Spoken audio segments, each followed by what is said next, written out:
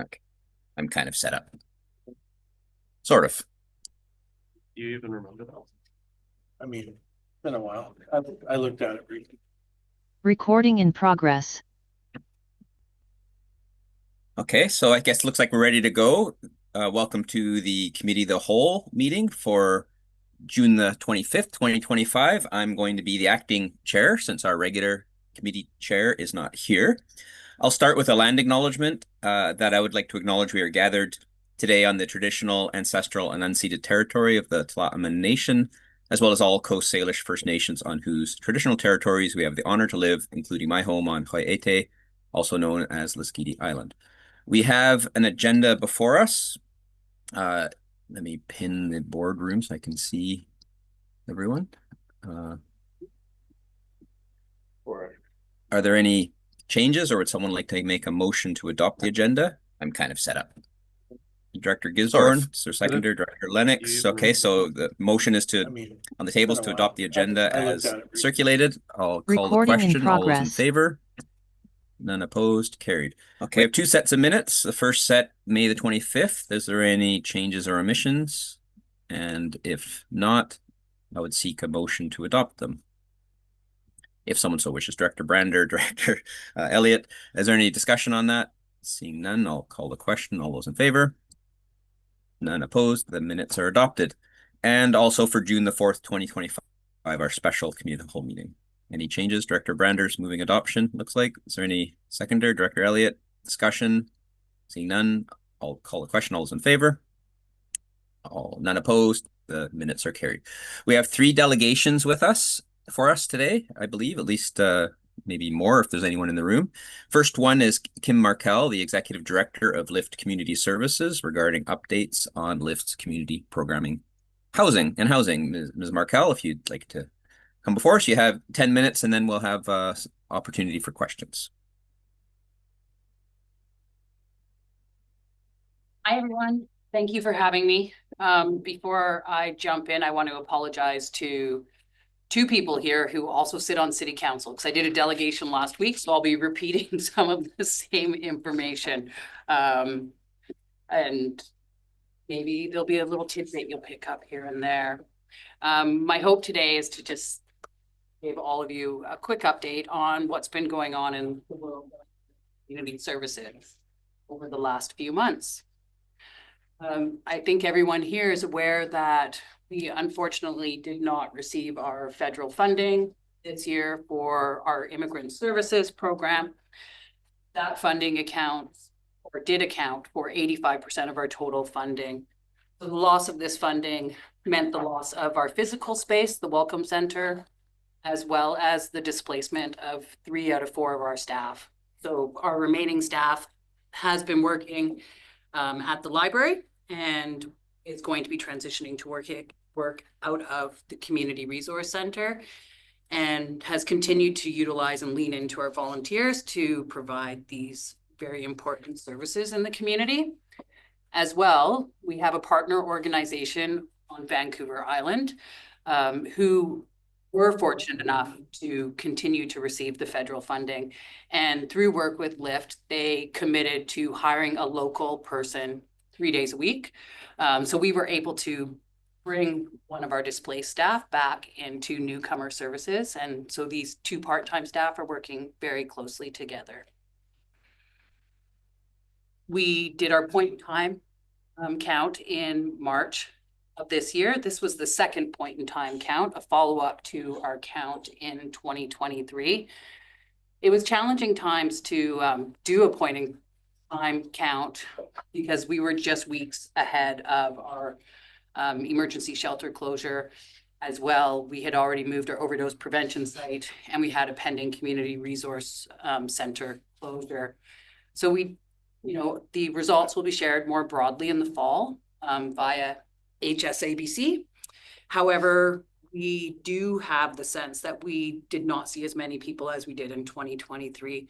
And in fact, we had quite a few potential participants decline to participate and push back at us and be like, well, why would I do this again? Nothing's changed. Following our count, we closed our shelter before the end of March of this year. And definitely, I think the community, the broader community, is feeling the impacts of that closure. There has been the establishment of multiple encampments in community, some of them on regional district land, some of them on city land. And although we're hearing from the neighbors of the old CRC location that there's less impact into their businesses, we have been outreaching to other businesses, and it seems like the impact has dispersed and is being felt by more people.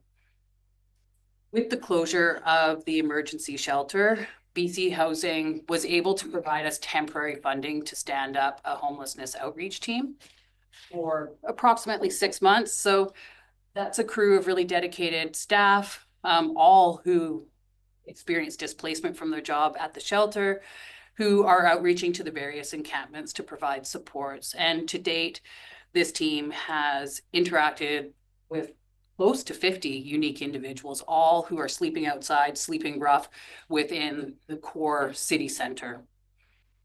In addition to our outreach team, we received temporary funding to upstaff at supportive housing in anticipation that we would have increased struggles with guests and community members wanting to access our resources.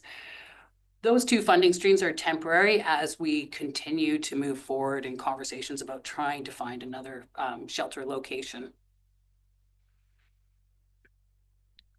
We also have finished all of our renos at the New Roots Clinic, which is the clinic on Alberni Street, and we offer a variety of primarily Vancouver Coastal Health funded programs out of that location. That is where our complex care housing team is situated to do in-reach into other sites. That is also where our IOT clinic is and has been for some time. We have our contingency management team, our drug checking, and we've also absorbed a lot of our overdose prevention services into this site with the loss of our previous location. Just like the shelter, we are trying to find a standalone overdose prevention site, and we'll continue to do that. But for now, we're able to service people out of this site. I wanted to share a picture of the garden. So although this garden doesn't have the history or the size of the garden that the previous garden at the Community Resource Center had, for the last 3 years, participants and staff have developed both a vegetable and a flower garden in the backyard or back space of the New Roots Clinic, which includes a greenhouse, which you can't see here. And this food has been going back into the clinic to feed the participants, as well as going out to the residential neighbors surrounding the site as an effort to build and maintain, really good neighborhood relations. Last but not least, so our Community Resource Center and Family Place. So both of these programs have been slated to move to a new location in Crossroads Village, adjacent to the backside of Quality Foods. There's been quite a few renovation hurdles that we've experienced as we've gone down this path. And we were able to move the Community Resource Center into this space in May with a reduced occupancy of 30 people. We're continuing to work with our legal representatives, the property owner, city staff to move forward on some more renovations. And once we're able to address the deficiencies and have full occupancy, Family Place would move into that building with a separate entrance, separate bathroom, and separate gathering space. In the meantime, I can't say enough about my gratitude to the mall for continuing to house Family Place after all these years. What else would I want to share today? Lift Community Services is now a union certified site. The employee group approached BCGEU, and so we're going through the transitions of adhering to a collective agreement. And this is a very exciting milestone for our organization that will ensure that we have an even playing field when it comes to recruitment and retention in the community. As well, the changing political and funding landscape. I can never I can never forget this. So more and more we're having to be increasingly creative financially with some of our less funded programs. And I think the co-location of the Resource Center and Family Place really speaks to some of the flexibility we're having to adopt to keep the doors open for these services. And just like today, always looking for opportunities for collaboration and partnership.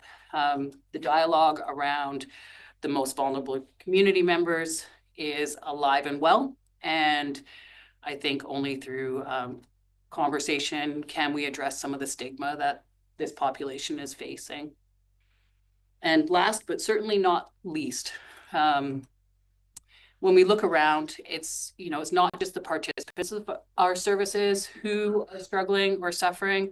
There's a lot of people who are living an experience of fear and isolation. And so care of the community really means care to the broader community. And so we are continuing to engage in our efforts to bring people together, like at our recent Willingdon Fair, and our community education initiatives that we remain focused on. And that is what I would like to share with you today. I'm open to questions, comments about what I've shared or anything outside of that as well.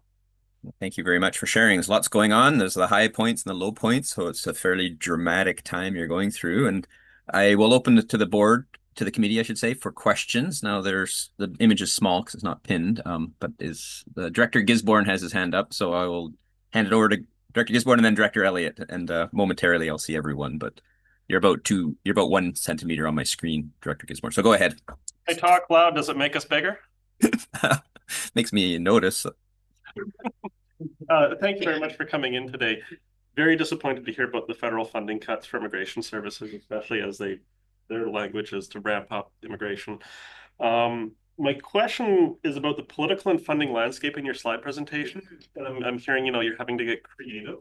Can you expand on that? Like, how is the provincial funding coming through for your services? Because I'm hearing the feds are cutting, are the province cutting, or are they just not keeping up with inflation and labor costs? I just want to know more about that. Sure. Yeah, good question. What I'm hearing from our provincial funders is that less money is rolling to them. And so during the pandemic and I believe in response to the toxic drug situation, which is still alive and well, but people, I think, have gotten toughened to the fact that it's persisting. During that period, funding was flowing in very flexible ways. And there was a lot of what they call one-time only funding. So that was funding without ongoing commitment, with a lot of flexibility around how we utilized it. So this year, out of the last 3 years I've been with the organization or had awareness of the organization, is the first year that we've had a cessation to almost all of our one-time only funding.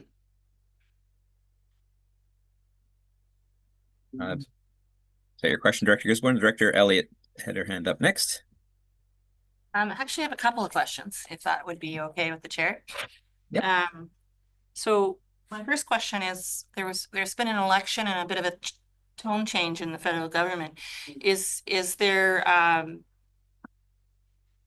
and also the federal government's ideas around how we get better relationships with the non-American rest of the world to offset the trade things that are going on, and immigration is one of the ways we build relationships with other countries. And so do you think there's room for us to approach the new federal government about the immigration funding? Have you, with your ear to the ground, heard that any of that is being received well by the federal government? I think that's a political question. Yeah, sorry, it's okay. I think there's always room to approach federal funders, just as a blanket statement to put forward like unique community perspectives. However, what I do know is that it's not just our community that was impacted, it's multiple communities, and there hasn't been a restoration of any of that funding. And if the immigration targets remain over the next 2 years, which they were articulated with a decline every year, I'm not optimistic that the funding will be restored, as well as I do have awareness that the immigrant services federally had significant cuts as well. Second question, your homelessness outreach team, I imagine, is one of those one-time only, time limited. So what is kind of the size of that team and hours, and how many folks are out there on any given day? Sure. So our team has 3 full-time staff. They are working Monday to Friday, daytime hours only. So there is some limitations to the services that we are able to offer. We anticipate that we have funding for that team September, October-ish, although certainly from my perspective, if we do not have a new emergency shelter, we would be going back to BC Housing as the funder of the shelter, asking for continuation of that service. So the funding you currently have will kind of run dry September, October, but you would put in an application for additional funding if there were not another. And I'm quite confident that there would be a continuation of services. Yeah. Chair, is it okay if I have a third question? Yeah, go ahead. My third question has to do with the supportive housing recently wound up its community advisory group, and there was discussion around putting out a new planning process, and the planning process was to include the community in outreach, and some of the things like good neighbor agreements and stuff like that were all part of this new community plan that was going to happen. Do we know whether anything's happening there, or how we might make progress on some of that? It's a very timely question. The colloquial term is a neighborhood integration plan. I believe that BC Housing is going to be launching in lieu of the advisory committee that was stood up historically, and that draft plan is sitting in LIFT's inbox for consideration, and we've provided feedback. So I think it's going to be forthcoming in the next couple of weeks. I know they want to get that communication out. Thank you. Those are my questions. Okay, thank you. So I know we're at time. Is there any other burning questions that would have to be asked at the will of is the committee okay with allowing Director Lennox a question? Okay, go ahead, Director Lennox. Just quick, and it's not burning, but just, you mentioned, I think on one of your slides that that the clinic, New Roots Clinic, is probably a smaller facility than it sounds like you need. And the question is, what are the barriers around a standalone overdose prevention site or service? I'm not sure if it's a site or a service. And what are, what's limiting you now to keeping it there versus, is it funding, or is it a location issue? Like, you could flush that out. Yeah, of course. It's essentially a location issue. So when we received early indicators that we were going to lose the co-located site on Joy Street, we engaged a commercial realtor and our funders and their realty teams in earnest. And there's not a lot of rental space. And quite frankly, the rental spaces that were available were uninterested in renting for an emergency shelter or an overdose prevention site, despite our ability to pay above commercial lease rates, put in improvements to the land and the surrounding area. Thanks. Thank you, and thank you for coming before us. And I'd just like to end with a suggestion that if there's a way we can help advocate for the federal government, I mean, we can, but you may be able to help us because you know what is needed, you know what the implications are of losing that funding. And so, just a suggestion that, we can at least lobby a bit on behalf of that funding because it affects us all. Thank you. With that, thank you very much for coming to us. Yeah, and if there's any further questions or comments that weren't able to be raised, I believe you should all know how to get a hold of me, and please reach out. You're good. Thank you. Okay, our second delegation is Chester Wilson, a resident of the regional district, presumably south of town, because he's here to talk to us about composting for south of town residents. Mr. Wilson, you have 10 minutes, and then there may be some questions. Thank you, and thanks for hearing me out. The only compost receptacle is basically halfway, well, it's almost a town site, so a lot of people gotta drive, I figured it out, it's about 35 clicks from Lang Bay or Salter Bay to that receptacle, and I'm not even gonna talk about Lund, but we can't, I can't keep compost more than 2 or 3 days. And all we got are these little cans.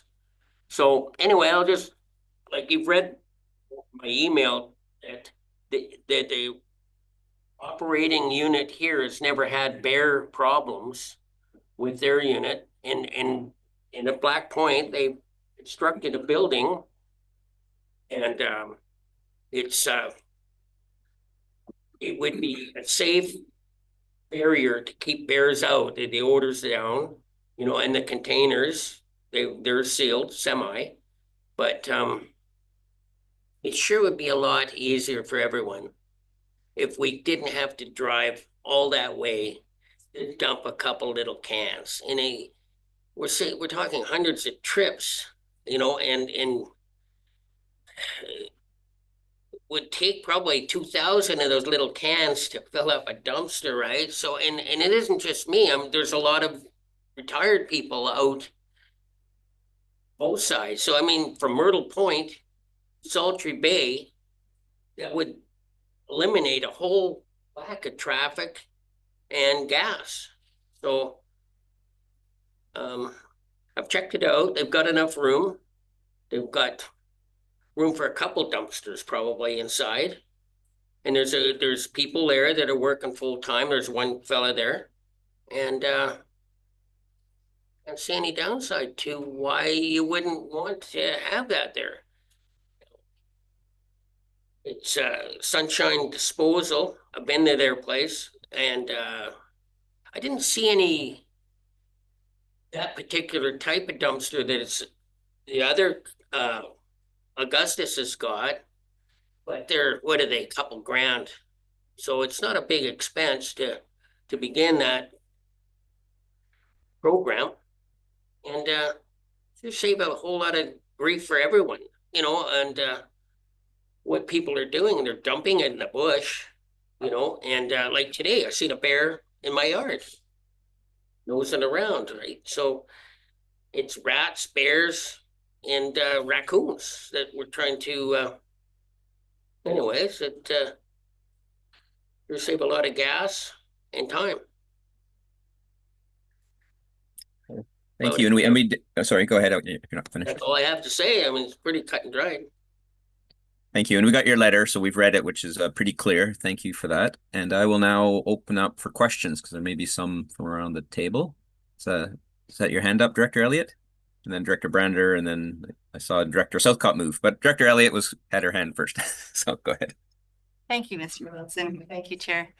I just wanted to clarify that what you're saying is that drop-off option for compost south of town, you know, and you're saying Black Point is an option, would downsize the amount of driving back and forth and be more convenient for everybody, and you think it would improve the service?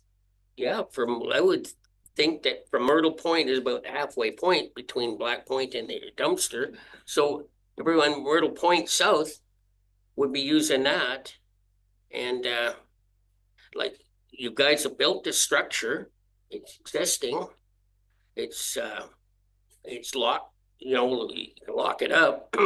So it wouldn't be a critter problem. No. Thank you. Yeah.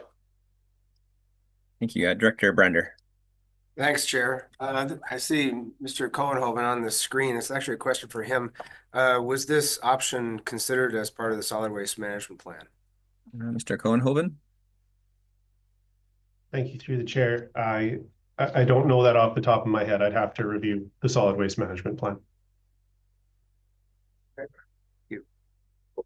From what I could see, I've gone to Sunshine Disposal, and that's their business. They got all kinds of containers, dumpsters and all of that. That would just be another facet of their, tooling up for their business. That'll probably be on their agenda. Yeah, Director Southcott. Thank you, Chair. Composting has been going on in my family since I can remember. And compost feeds my garden. I would imagine that there's a lot of people all through the region who do that as well. The big possible problem is meat, basically animal products that end up stinking very quickly if they're not processed or refrigerated, frozen. So that's what I used to do, is freeze everything, but I had the space in a freezer to do that, put it in a plastic bag. So I know that is one option. And basically we would take that compost, granted I live in town, to the facility whenever when we had enough. So that was pretty infrequent. I know that's one option, but I'd be really interested to hear from Mr. Cohenhoven what he thinks is possible through the chair as far as the suggestion goes, because personally, I am totally in support of composting, and various reasons. You've mentioned a few. If Mr. Cohenhoven could comment. Cohenhoven, so maybe, and that was my question, which I think, so yeah, this is right. We just got a reminder this is for questions, not debate, but Mr. Cohenhoven, would this be a feasible thing to look into, I guess is the question. And then we can move back to the delegation. Go ahead. Thank you, through the chair. So we have had this question come up before, and I have been looking into the options for compost collection at the rural depots. I have been talking to Sunshine Disposal and their staff at the depot, and they are interested. So I'm just preparing cost and feasibility information for the board now. I don't have it ready for this meeting, but I should be able to share it very soon. Thank you for that. And Director Gisborne. Yeah, sorry. This is a good year for organics. We had a presentation on, I think, Food Cycler. I think that was what it was. And it's a device where you can put your organics in and it kind of breaks it down for you to eliminate a lot of those issues with rodents and bears and things like that. I think we asked staff for a potential, like looking into a grant or a report on something like that. Is that a pilot project you might be interested in, is getting something along those lines? I've had composters. I've lived there for about 20 something years now at Black Point. And I gave up. Much like a lot of the people I've talked to, my neighbors, people at the store, everyone's that 90% of the people quit doing it because of the bears. And then there's the rats is the other thing too, right? So I would love to do it. And we started that years ago. I've got a spot there that's probably about 15, 20 years old that used to go, but the bears just won't stop coming. And then what was the other one? Yeah, because I think in our last meeting, we directed staff to start writing up a bylaw to impose tipping fees and increase tipping fees across our spectrum. And one of them is I think it was $200 a ton for organics. And I'm just wondering, and I guess it's maybe a question for Jason, if we're charging $200 a ton at the Resource Recovery Center and we have our satellite depots, would we be accepting that then for free and subsidizing that through taxation, or like how would that work? Because I don't think we have scales out there. Mr. Cohenhoven.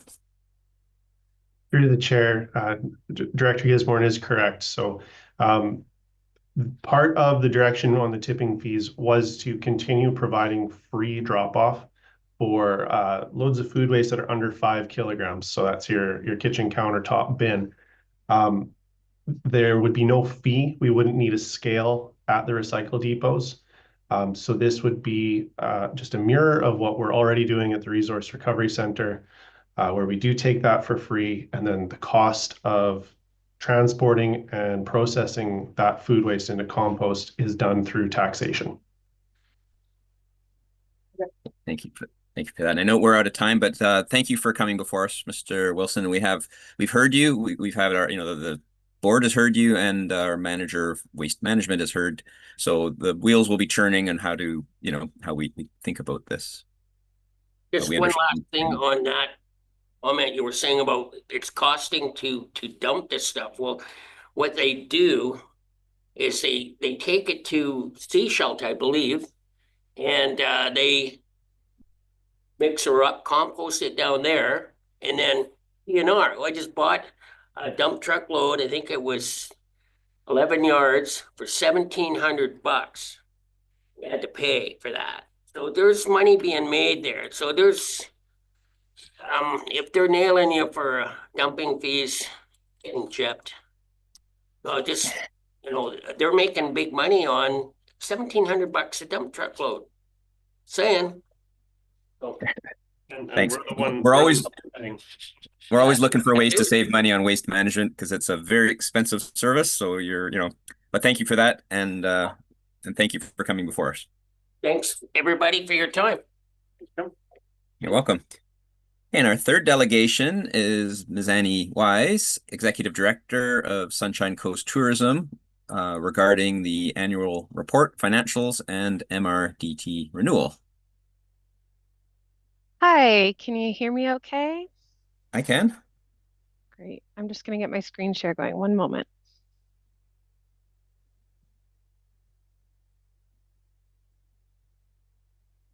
All right. We all set? Yep. Great. Well, good afternoon. Thanks so much for having me today. My name is Annie Wise, and I am the Executive Director for Sunshine Coast Tourism. I had the pleasure of speaking with some of you last week at the city, so I hope you enjoy hearing about our work for a second time in a week. Before I begin, I would like to acknowledge that the work of our organization takes place in the territories of the Tla'amin, Klahoose, Homolko, Shishel, and Squamish nations. We are led by an 11-member volunteer board of directors representing many facets of the tourism industry. From the Qathet region, we have directors Christine Holman from Terracentric Coastal Adventures, Gary Schilling from the Qathet Film Society, Alicia Adam from the Marine Inn, Jack Barr from Beach Gardens Resort and Town Center Hotel, and Nevada McCarthy from 32 Lakes Cafe, just to name a few of our directors. As your regional destination marketing organization, I'm here to share highlights from our 2024 annual report and reflect briefly on the value that we continue to deliver on behalf of the region. Why does any of this matter? So tourism really isn't just about visitors. It's a powerful economic driver that touches nearly every part of our local economy. It's one of the few industries, export industries, that's still tariff-free as of today. So that's a really helpful thing as well. From restaurants and shops to transportation, arts, and outdoor recreation, it's a really big part of the work that we do, and we're going to get into some of the numbers here in a moment. But I firmly believe it's a major driver for our regional economy, and what we're doing here at Sunshine Coast Tourism isn't just about promotion. It's about making sure that tourism supports the well-being of our communities, creates value for local businesses, and reflects the values of the people that live here. So let me walk you quickly through a few highlights from this past year, all of which are, of course, backed up in the report if you'd like to take a deeper look. On our marketing programs, we had more than 14 million ad impressions this past year. Our website traffic jumped 39%, reaching over 2.4 million page views. And we were able to send 221,000 direct referrals to local businesses. That's directly through our website, connecting people from who we advertise to come to our site, and then serving them up, suggested itineraries, businesses, places to eat, stay, shop, all of those things, and sending them on through referrals to those businesses directly.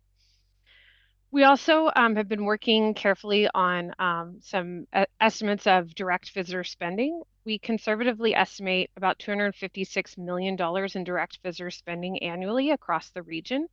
We actually have recently been given access to new data tools from Destination Canada that include visitor spending for the region that could actually be much higher.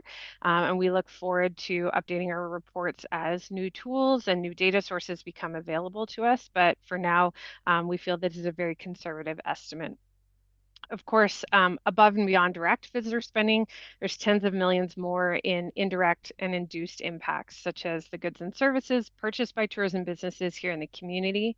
And as an industry made up almost entirely of small businesses, the money spent in this sector is recirculated many times over locally.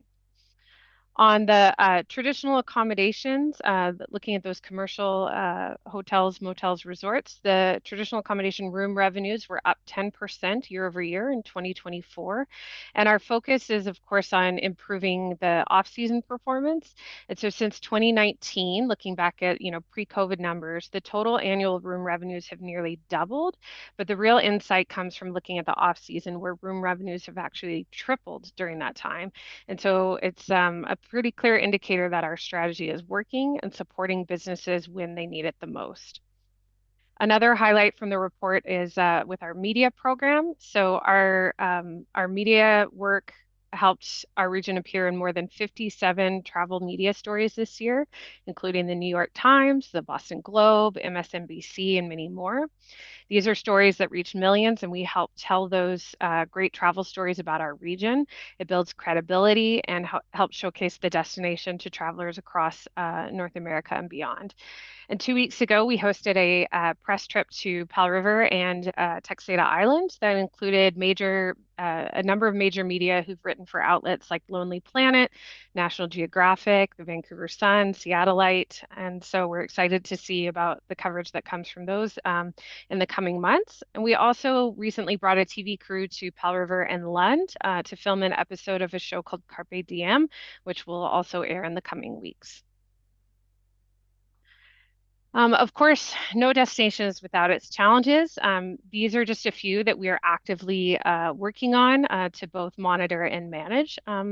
So first with accommodations, the ongoing challenges and changes to short-term rental regulations, both locally and provincially, has created a drop in available inventory, especially for some types of traveler groups, particularly families or groups that are looking for multi-bedroom options. They want to stay together in a house, that kind of thing. So it has led to some compression during peak season with fewer places for visitors to stay. And that can have a real ripple effect on businesses like restaurants, tours, and shops. So it's definitely something we're going to continue monitoring and, of course, trying to, mitigate any impacts of that peak season strain. Another issue, of course, is transportation. It's just an ongoing challenge, particularly with ferry access.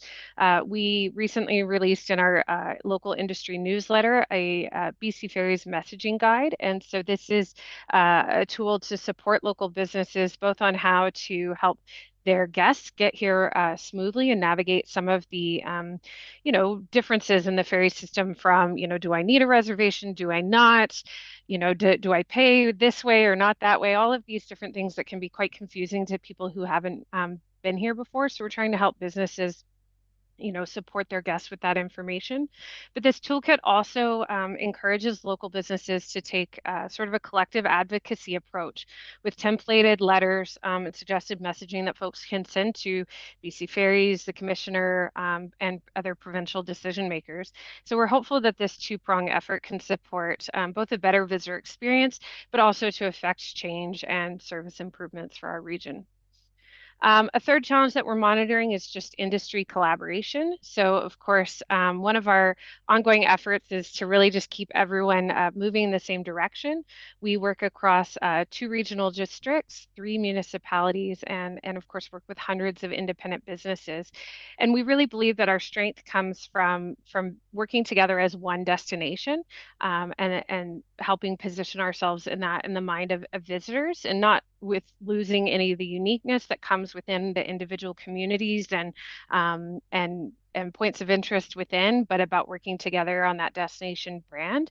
But that kind of alignment takes constant work, and we're always trying to get people together and not have duplication of effort or fragmented efforts that might end up working at cross purposes of one another. And then all of these challenges are sort of underscored by just general factors like rising costs for marketing. We have stiff competition from destinations, even just within BC, that have far larger budgets than we do.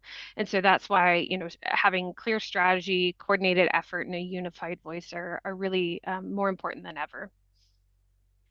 So looking ahead to the second half of this year and into the next, we're really focused on keeping this momentum going and making sure that tourism continues to deliver value year round and not just in the summer months.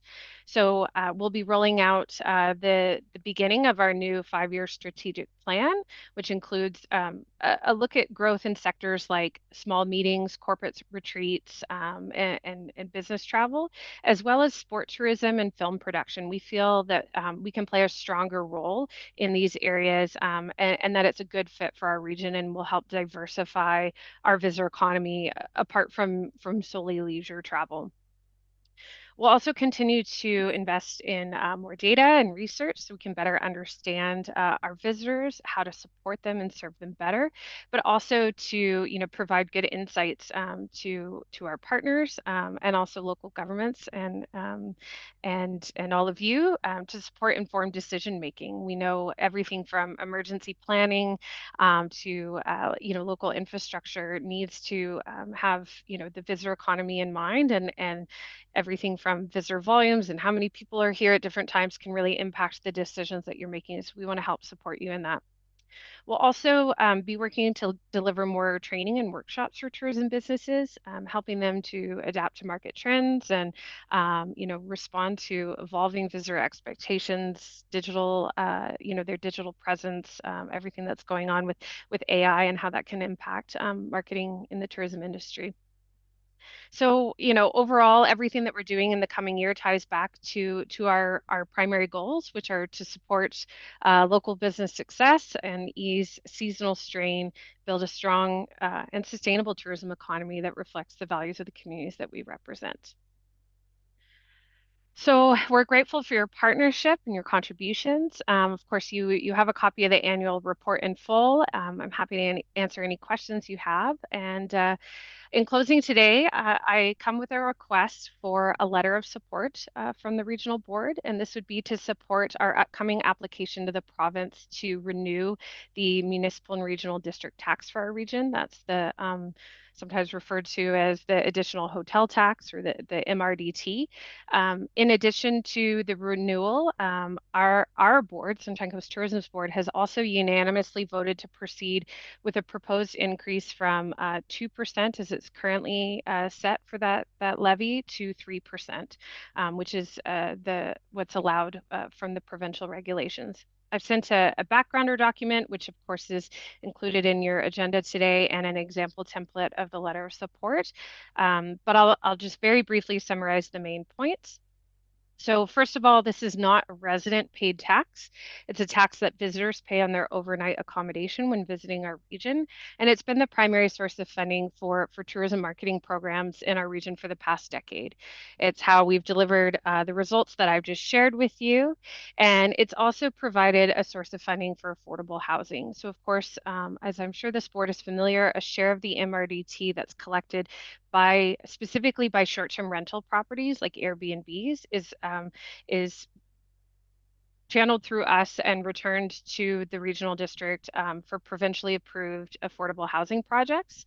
With the proposed 1% increase, this would support additional funding to all MRDT funded programs, including destination marketing and industry development programs, as well as the affordable housing program.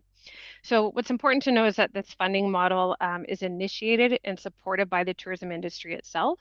The province only approves MRDT applications when a majority of local commercial accommodation providers choose to opt in, and they have. And so they understand that this is a way for the industry to invest in its own success and to stay competitive with other destinations. And they trust Sunshine Coast Tourism to manage it responsibly.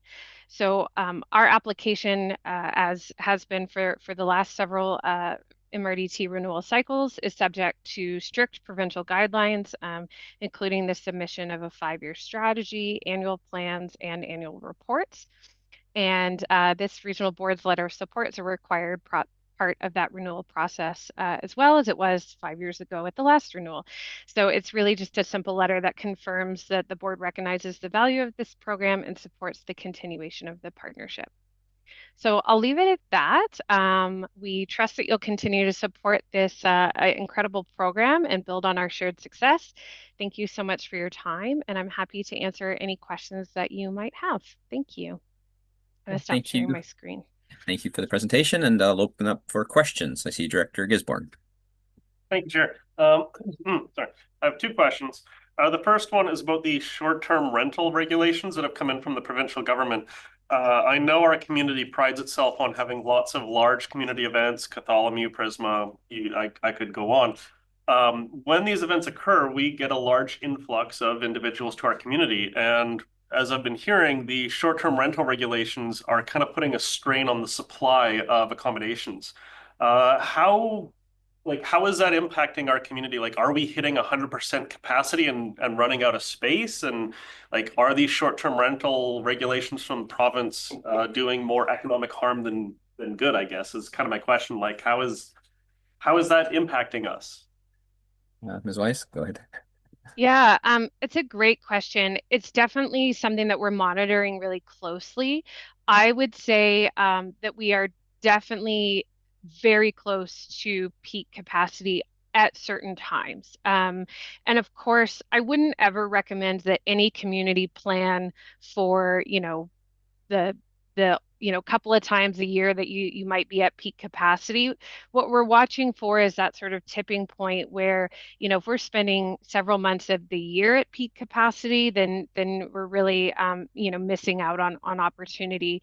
The provincial regulations, I think, have sort of had a twofold impact. One is obviously it is, in some cases limited or shut down certain properties, and I think that impact is still, to be seen as some of that was enacted, just recently. And so I think this summer will be a really interesting thing to sort of look at. But then it's also created some challenges in terms of consumer confidence. And so consumers that are like, I don't really understand what I'm allowed to do in BC or what I'm not. So maybe I'll just travel somewhere else that, where the regulations aren't changing or isn't confusing to me, or where I know I can rent a big house. And all of that to say is like, I do think it's really important that there's balance. I mean, we've heard loud and clear from even within our own industry, let alone the broader community, that, housing needs to be for people and for residents, and that, we don't want entire neighborhoods of short-term rentals. And I think that's a very reasonable approach. What I think our advocacy would be is to really, work to find balance in supporting, both homeowners who are able to, offer mixed use of their property where, it's a well-managed rental and they're, living on site. And this is a way to supplement their income while also, providing capacity to support the broader, business community without, losing, for example, an entire neighborhood as perhaps has happened in some communities. So it's something we got to keep monitoring, but it's hard to say what the full extent of the impact is right now. But certainly some of those peak weekends with major events, or even like we saw earlier this spring with some of the filming that was happening in town, and that maybe overlaps with hockey and some sports tournaments that can really hit full capacity on some of the commercial accommodations. Okay, thank you for that. We have time for one more question if given the time. Director Lennox, go ahead. Yeah, thanks, Chair. Thanks for your presentation.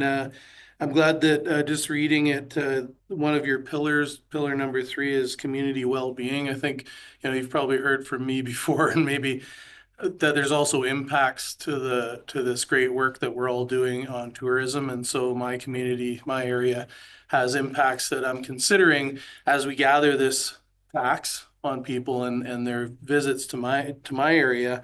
So I just wanted to key in on one of the things you just said. So your request is for support, which of course we have in the past. Currently the tax is 2%, but the request is to go to 3%. So I think that is to support that as well. But you mentioned that currently those funds that we receive are only for housing.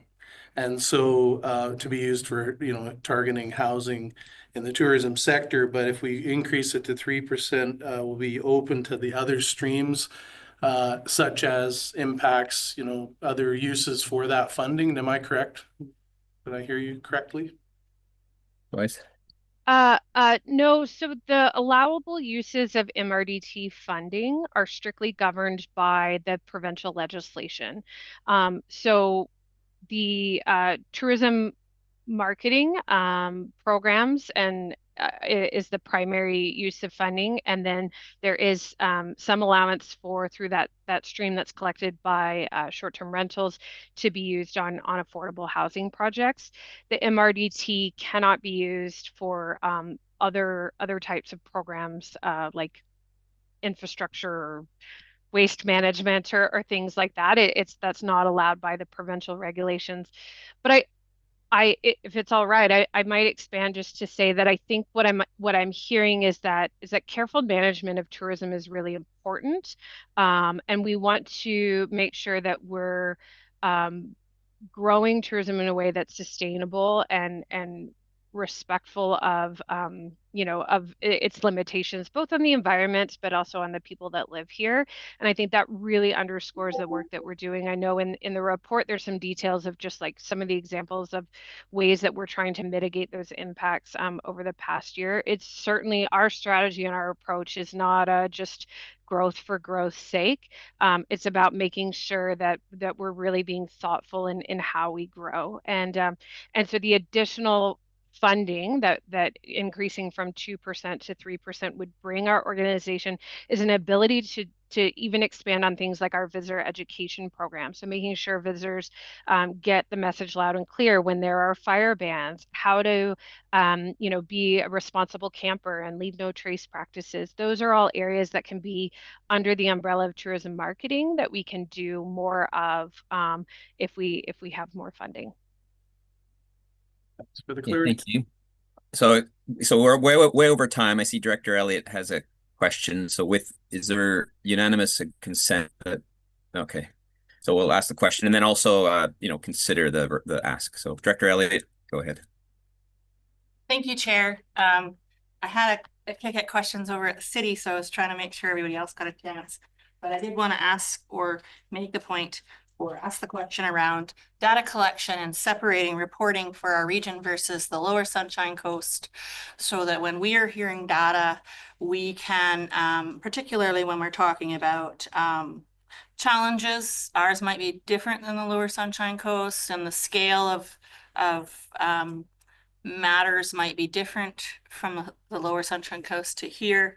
And the bulk of the reporting comes out in a rolled up way, which is great. But if we could do it both by separating our regions and rolled up, that would really help us folks up here to have a better sense of our region.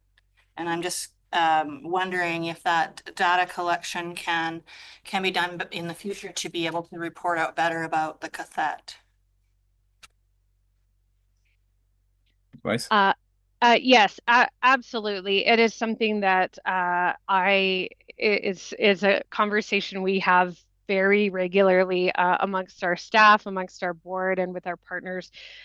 Data is the technology is changing and is allowing for more granular reporting. Some of the metrics that we've historically relied on are reported through like BC Stats or even Stats Canada, and they don't necessarily break it out at the granular level that we would like. But new technologies are helping us break it down into smaller census areas, and so that's going to really help. And I firmly believe that the next go around we'll have more detailed reporting to at least be able to isolate the two regional districts, if not even further into the municipalities and even possibly like rural some of the individual rural areas. So I hear you, and it's something we'll keep working on. Thank you. Thank you for coming before us and presenting. That was very interesting. Director Gisborne, was that Director Elliott? Where we probably should consider the request, but what I see Director Gisborne and Director Elliott, what are you wanting to do? When I first raised my hand and got the chance to speak, I said I had two questions. I only got to ask the first one, so am I allowed to ask a second one? Or well, okay. Well, with the unanimous consent, we're 5 minutes over the time. So if it's really pertinent, corporate officer. Just the procedure bylaw outlines that you may ask one question and one follow-up question. So if the follow-up question relates to the first question, then it would be permitted by the procedure bylaw. So that would be my advice to the chair. So does that relate to the previous question, Director Gisborne? Kind of. It has to do with the MRDT funding. Okay, well, go ahead and ask, but we'll try to keep it really brief, both question and answer, because we're way over time. Go ahead. Yeah, Director Lennox kind of partially asked the question about, can it be just used for housing? It can be used for other things, is what I heard the answer for. Or I heard the answer. My question was, we give out a lot of grants for community events, such as Prisma and Catholomew and all these different things that are going on. Could MRDT funds be used for, say, something like Sandcastle, like when they ask for a grant so that they can promote their event? Is that something that MRDT is eligible for? Yes, is the short answer. We are looking at, within the new 5-year strategic plan, better support for events, but specifically looking at ways to support events, and that could be through direct funding, but that align with some of the other strategic criteria around supporting off-peak season and that sort of thing. So I think there would have to be some compromise on criteria, but we certainly are looking at ways to better support festivals and events as a key part of our upcoming 5-year strategy. Okay, thank you for that, for a quick short answer. So yeah, so that's that item. There's an ask in that, Director Elliott. Is that where you're going with that? Go ahead. Sorry, I wasn't quite finished with my line of questioning when it was mine. So my follow-up or clarity around the question asked was specifically for MRDT data collection and reporting. It would be super helpful for us to know what is being collected for how, and I guess we do because we get a number every year, but and what, not just housing, but the other things. And I know that we had some folks concerned about MRDT being used for housing that was being collected from hotels and so forth. And so I'm not sure everyone understands how they're collected and distributed, and the data for that coming specific to our region is also something specifically that would be super helpful. If I may, I could go ahead. Yeah.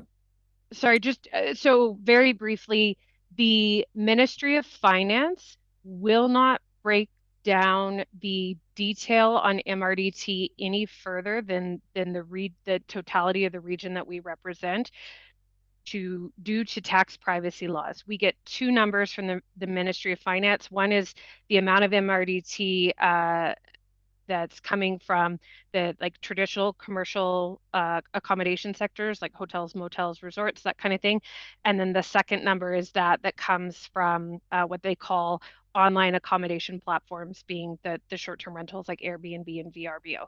We don't get any further breakdown by jurisdictions within the entirety of the Sunshine Coast and qathet Regional District. I know some of the other city councilors and governments that we work with have also expressed frustration at not understanding what, say, their community's share of collection is. That is governed by the Ministry of Finance, and they've repeatedly told us that they will not break down that further due to taxation privacy rules. So that part of it, there's not, my hands are sort of tied in terms of the amounts of what's coming from the traditional accommodations versus the short-term rentals. We absolutely have that information and are reporting that in our, it's included in our annual financial statements. Yeah, thank you for that. Okay, so we there is a request here, and I don't see it on our agenda, so I don't know if the committee wants to consider the request at this point or to do something else with it before we move on. Director Elliott? I would move that the committee would ask staff to come back with, on a future agenda of the board with some recommendations around the request for, the letter of support for 3% versus 2%. Okay, so that's to send it to staff for a report on the letter of support request, as well as the 2%, 3% increase. Is there a seconder for that? Director Southcott. Okay, discussion on this motion. Director Elliott, go ahead. So when we did discuss this over at the city, there were some timeframes for which they were hoping to receive this letter. And so I think it over there, they wanted it preferably prior to September. And so if we have it coming forward on a future agenda, that hopefully it would come prior to September. Is that feasible, corporate officer? Thank you, Chair. We have a meeting, I believe on August 27th, where potentially this could be considered, given, so that may occur. Okay, so that would be the process that's on the table. So I saw Director Gisborne and then Director Brander. Go ahead, Director Gisborne. I think Director Brander might have beat me to it. Okay, Director Brander, go ahead. Okay, given the workload that our staff is dealing with at this point, I think I had enough information from the report being given by the delegation that I'd be willing to make a motion to provide a letter of support for Sunshine Coast Tourism at this time and not request a staff report. Oh, Director Fall froze. nice glasses though. That's not good. Okay, just 1 second. Please. We take a quick recess. I'll use the washroom. No, the chair is frozen, so we can't answer your question. Quick, time for a coup d'etat. Been previously. This is not the first time they've asked for this, is it? I don't think so. Okay, so the procedure bylaw says when the chair can't serve, we will pick another member to serve as chair. So as Can we just take a 5-minute break if he comes back? the corporate officer declares a 5-minute break. I think, no, I was, For a short technical, right? well, I think we do handle IT issues in our procedure bylaw. So there you go. So we will be on a short 5-minute break. Sorry. We're currently debating a motion, so that's where we'll come back to, right? Trying to get the participant.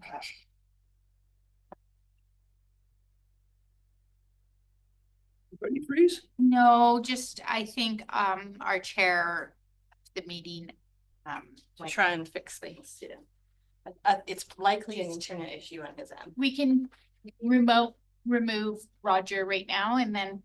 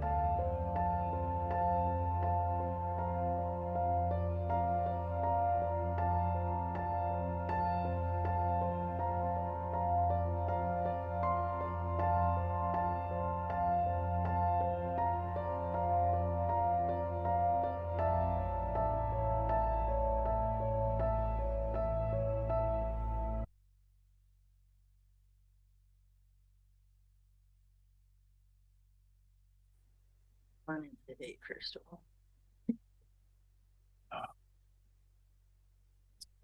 Recording in progress. Okay, thank you, everyone. Sorry for the unscheduled departure via internet disruption. So I guess I don't know exactly what happened right at the end there, but I believe we have a motion on the table from Director Elliott, and Director Brander was speaking to in favor of just passing instead of a motion, an alternate motion to support the request for a letter of support. Is that correct? And I don't know if, so Director Gisborne was next up. I don't know if Director Brander was finished. We'll just. I'm done. You're done. Okay, Director Gisborne and then Director Elliott. Yeah, I actually agree with Director Brander on this one. My understanding is they're asking for a letter of support to request the province increase the MRDT funding from 2% to 3%. I don't think that's a hugely complicated ask for us. And my thoughts is, well, we can just provide a letter of support. I'm more inclined to receive a staff report when things get complicated and technical. What we do with MRDT funding is something that I know directors have been keen to get to the bottom of and discuss how we deal with all that. But as I understand, the ask is a letter of support to have the MRDT tax for the upper and lower coast go from 2% to 3% on a 5-year time. I think that's pretty simple. So I'd be fine with just a simple letter of support. Thank you, Director Elliott. Thank you, Chair.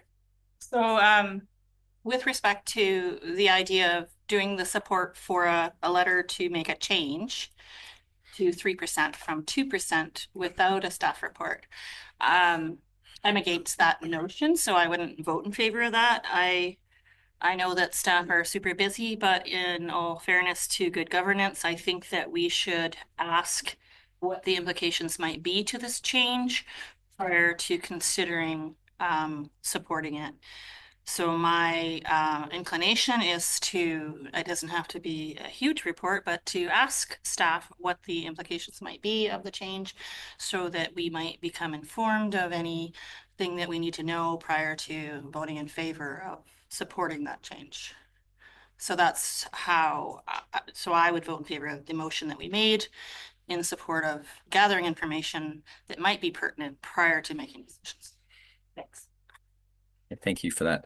Is there any other debate on the motion on the table? Okay, so the motion on the table is to refer the request to staff and ask for staff report, and then in principle that would come back in August for consideration.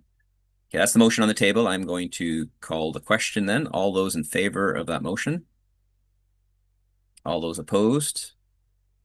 It does not carry, fails. Director Elliott in favor. Director Brander, go ahead. I'd like to make the motion that we write the letter of support. Second. Seconded by Director Gisborne. Okay, is there discussion on that motion? Seeing none, I will call the question then. All those in favor? Opposed? One opposed, Director Elliott. It carries. Okay, so we've done that. Thank you. And now we're ready to move on to our next item. We have correspondence, one item correspondence from Excuse me. On our agenda regarding the Area D. Is there anyone wanting to pull that or any action from that? Seeing none. So we have a report, report 8.1, our only report, terms of reference for standing committees. Maybe first I'll offer a round of questions on this. If there's any questions for staff on the report. was pretty straightforward, but just to carry on with that. And I don't see any hands up. So if what I would suggest, if there's two options or three options proposed. One is to do nothing, but if we want to adopt these, we either adopt them as they are or we adopt them with changes. And if we want to adopt them with changes, I think it would make more sense. Maybe what I'll offer is that we put forward motions to make any revisions to them first. And if there are none, we can go adopt them unchanged. And if there are some, then we can adopt consider a motion to adopt the terms of reference as amended.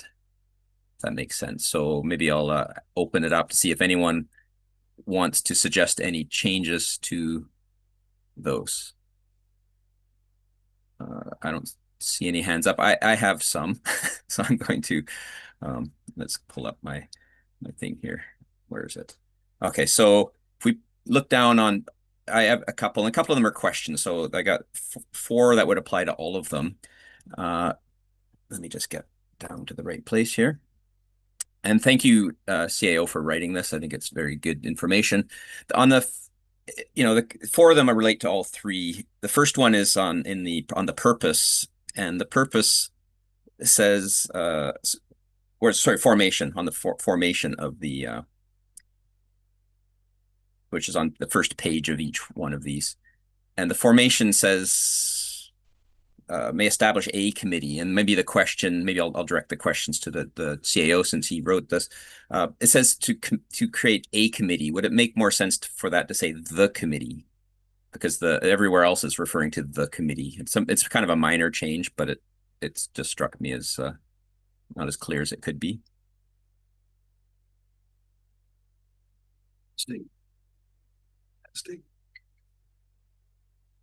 We'll get something here, but not your voice. There's something coming through there. You may need to. Apologies for making you. I can ask the corporate officer if it's easier, but I'll. I'm not hearing anything. Mute button, you might have muted. Try again. You hearing me? Yeah, I can hear you. Yeah. Yeah, for sure. We could make that minor change. I believe this information language was straight out of the act. Right. Right, exactly. So, and it just because everywhere else says the committee, it seems. So that's my first one, which is pretty minor. The second one related to the frequency of meetings on page 3. And this is just maybe, again, a question. Maybe this is could be for the corporate officer. It says by agreement of the members, but if I understand, the board is the one that sets, the board sets the schedule. So should that say, by agreement of the board?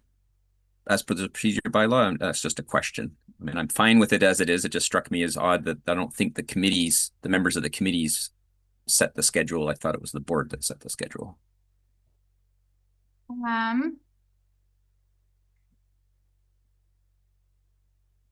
Okay, so meetings will be held on date and times established each year, established by the agreement of the members as per the procedure bylaw. And if that's correct, it's fine. I have no problem. We seem to we adopt the schedule at the board. I don't think each committee discusses the schedule. Even if the overall schedule might be discussed at the committee as a whole, but I'm fine leaving it that way. I don't really mind, but it just I wasn't sure if yes, thank you. I think the language was taken directly from the procedure bylaw. And the board does establish schedule. Great.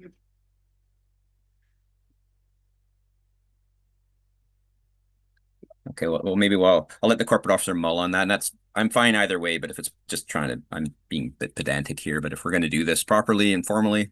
Okay, the last 2 are that relate to all of them are on the staff reports section, which is common to all of them. And the second paragraph says staff shall provide their best advice and or recommend the appropriate policy and or solution. What I'd suggest, I don't know if there's always a policy or a solution. I think I would prefer if it said, replace that with saying the and recommend appropriate policies and or solutions. And that would make it more general, and it would be, maybe there's multiple policies, multiple solutions. It's not necessarily saying there's the policy, which is very specific. I know it's, again, minor language issues, but I'll put that forward, and I'll let if the amendment passes, the rest of the committee can talk about it. And the last one's a typo, and maybe this is just a question, thinking about language. In the last paragraph, it's talking about conflict of interest, and it says, members who have direct pecuniary interest are not permitted to participate in the discussion of the matter or to vote on a question in respect of the matter. I think it's missing the word "in" there. So it's a minor, I think. Now, corporate officer language skills may correct me. That's all the general ones. And I have two that specifically for the committee, the whole ones, which is in the purpose section. It says, let's see, last line, it says, there's a list of things relating to regional priorities, policy, and services. I think it should say policies, just to get, it's a plural. The scope A says development of strategic plan, probably the strategic plan, so missing the word "the." It's, again, minor language, but might as well get it right. And then in K, the item K in the committee, the whole one, I understand what the intent is. The grammar seemed a bit odd to me, and I wasn't sure exactly, but I thought maybe to fix it, it would say any other matter, remove the word "as." So any other matter determined by the board or by unanimous agreement of the committee, and then add the word that would be considered at a committee meeting. Because otherwise it didn't strike me as grammatical, saying any other meeting as determined by the board would be better considered. I don't know, it just seemed a bit weird. So minor changes. I think it's because of copy and paste and coming from different places. It's totally fine. So that's all I have. And I think if those, that would be suggested amendments. Director Brander and then Director Gisborne. I was just going to make the motion that we accept it with the suggested amendments. Okay, is there a seconder for corporate officer?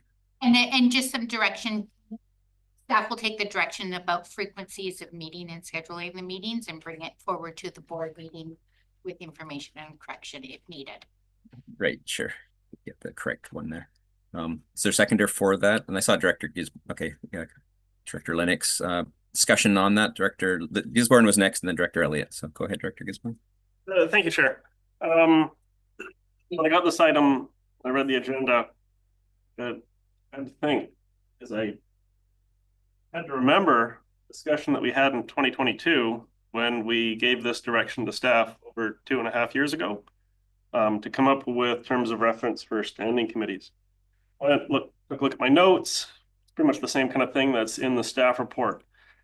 Under legislative, regulatory, bylaw, or policy impact relationship, Local Government Act states appointment of select and standing committees. 218.2, the chair may establish standing committees for matters the chair considers would be better dealt with by committee and may appoint persons to those committees. The legislation is clear. It's up to the chair to create or eliminate standing committees, or standing committees. The reason I bring this up is that in my time here and briefly before I arrived here, there's been a number of standing committees that have been shuffled around. We used to have a rural services committee that got eliminated. We created a finance committee that got created. And the reason I bring this up is if we're moving forward with developing terms of reference for standing committees, what we're essentially saying is these are the committees. And when you get future boards, if they want to change things, they're going to have to either give direction to staff to come up with new terms of reference for other committees, or say, hey, let's bring back rural services. Well, now they have to go and they got to amend these policies. I disagree with the way we're going on this because a new board might be here in 1.5 years, or about 1.5 years, when we come up to the next election. And the new board might say, you know what, we want to get rid of finance. We want to bring back rural services. We want to make some other committee I haven't even thought about. And the first step they're doing is saying, okay, well, we need a terms of reference for these committees. We don't need these terms of reference. This was my point 2.5 years ago. And what we've done is we've asked our CAO to write this, and he's done a good job. It's 23 pages, and we do. This is kind of one of my other points about finance committee. It's about financial matters. Everything we do is financial. Even committee of the whole saying, "Hey, CAO, go and write this." CAO doesn't work for free, so that has a financial impact. All of our committees have a financial impact. And moving forward with this is us kind of imposing our will on future boards. And I will ask every member here, what is the problem we are trying to solve with this direction? I don't see a problem. I think our board knows what the planning committee is. I think our board knows what the finance committee is. And I think our board knows what the committee of the whole is. And if our board is unsatisfied with those standing committees, we can work with the chair to create different ones. This is simply entrenching us into this model. And it comes with staff resources. It comes with cost. And when we're talking about committees and solving problems, I'll point out, and I also have to apologize, I was going to put something on the agenda under new business, and we'll do that when we get there, that we have a solid waste management monitoring advisory committee that hasn't met since 2023, and we're having all kinds of issues, even today, about solid waste management. And terms of reference is trying to solve a problem that I don't think we have. I don't think we have this problem. So I'm actually opposed to adopting these terms of reference because it either shackles a future board, or if there's any changes and they want to keep those terms of reference, they got to write new terms of reference, which just means more staff resources, more cost, and a future board might have to wait, I don't know, a year or two to get the new terms of reference for new committees. I don't think this is a good use of our resources because it's a solution in search of a problem. I don't think we have a problem. I think we know what we're doing. Does anyone not know what we're doing? Thank you, Chair. That's why I'm opposed. Thank you. Director Elliott. Thank you, Chair. So I have a question and I also have some things to say about the motion. My question is, standing committees do not require the approval of the board. Is that correct? They can be created, or is it different? Like I'm trying to, thank you. Board officer can clarify. Yeah. Standing committees are created by the chair and members are appointed by the chair. Correct. Thank you. So given that we're not talking about any kind of committee, but just standing committees, I'm totally in favor of the motion because in creation of terms of reference, you create clarity and accountability for what that committee is doing. And it isn't a decision of the board to create the standing committee, but it may provide a board opportunity for input to the committee once it's formed for having terms of references, and it holds the committee accountable to their terms of reference. I have seen situations where that is absolutely of benefit to what's going on in that particular governance of the day. So I'm in favor of moving forward with terms of reference, and I'm assuming that all of the thoughts around amendments that were brought up earlier as per a corporate officer's explanation would come forward to us at the time when it hits the board, so that we would have benefit of that information prior to adopting the actual terms of reference. Thank you for that. Is there any other discussion on this item? I'll just say briefly, I concur with Director Elliott. We asked in December 2022 for terms of reference. We have them and we can edit them. I think it does provide, even though the authority of establishing standing committees is entirely with the chair, it does provide the board committee some degree of influence over that. Of course, the chair would be free to create entirely different standing committees, but doing so may cause some tension. I think it'd be preferable, for a new, especially if there's a new chair, provide some guidance to say, well, consider these things and the reasons for these committees. So it provides transparency for the public, provides some ability to draw some lines, and they're fuzzy lines. We know the lines between committees overlap. I was thinking about this. They must overlap because nothing can be divided and assigned perfectly. And so if they didn't overlap, there'd be a gap and things would fall through the cracks. So there must be overlap. The terms of reference overlap a bit. There is flexibility, but we do does provide some clarity for the public. What are we doing? Why are we doing it? When and where? Provide some guidance for any future chair when thinking about that. And if a new committee got created, there's a template now. So I don't really believe, even if a new committee did get created by a future chair, that it would take over a year to get a terms of reference. I think now with this process, it would be a fairly fast process to set up a new terms of reference for any new committee. But I'll leave it there. I'm in favor of moving this forward. Seeing no other hands up, then I will then close debate and I'll call the question on the motion. All those in favor, this is adopting them as amended. All those in favor, opposed? One opposed. Director Gisborne carries with the exception of Director Gisborne. Okay, no new business. Question period is, Director Gisborne, and then Director Elliott. Okay, yes, go ahead, Director Gisborne. Yes, the wrong screen open. The corporate officer has a copy of my notice of motion. Big thanks for the corporate officer's assistant. I'll just read it out. This is a notice of motion for our next committee of the whole meeting, that the committee recommend to the board or direct staff to investigate the barriers contributing to the inactivity of the Solid Waste Management Plan Monitoring Advisory Committee, including but not limited to recruitment challenges, member retention, meeting logistics, and scope of mandate, and that staff report back with findings and recommended solutions to support the reactivation and sustainability of the committee. That's my notice of motion. Thank you for having it completely there. We got the words and it's been noted. Director Elliott. Just prior to opening to questions of the public, I did have a question about a motion we made here and passed about directing staff to write a letter in support of the MRDT change. My question is, does that go to the board or is that a done deal at this level? And my concern is that we're supporting a change that may impact people, and it wasn't clear on our agenda that that was what we would be considering at the committee level. And so my question is, how does that get implemented? And is this the last kick at the can? I'll let the corporate officer answer that. Go ahead. It will be presented at July 9th, I believe, is the agenda will be presented at the regional board meeting. Okay, and then approved there? Let me just confirm the date. But I believe it is July 9th. Okay, thank you. So that would be on agenda that people could see. Perfect. Thank you so much. Okay, very good. So questions for the general public and the reporter, if Mr. Galinsky is online still? Galinsky is online, Chair. Thank you very much. No questions today. Thanks for the opportunity. Very efficient. Thank you. And there's no in-camera session, so we are adjourned.